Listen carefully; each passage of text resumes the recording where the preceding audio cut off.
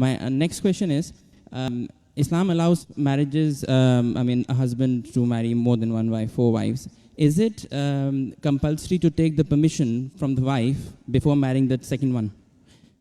Because a lot of Muslim girls have told me that, they have to take permission from the first wife, so our interests are taken care of. I hope you don't intend to become Muslim and marry more than one wife, huh? No, I don't. Because there's a new law in the Indian government. If a Hindu converts to Muslim and marries more than one wife, then there's a problem. Yeah. There's a new law that's passed. I don't intend to, but I just need to find out. Don't intend to marry or don't intend to convert? I won't answer that now. There was the question that is it compulsory that a husband should take the permission of his first wife before he marries the second wife?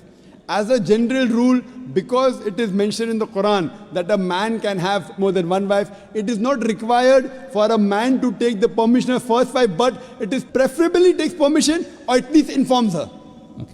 Yeah. As far as permission, certain conditions become compulsory. During a nikah, during a marital contract, a man or a woman, before they get married, they can put any conditions which are permitted. If the woman puts the condition in the nikah nama that my husband will not take a second wife as long as I live, because marrying more than one wife is optional. So if she puts the condition, then it becomes compulsory for the husband to take the permission of the wife, otherwise he cannot marry.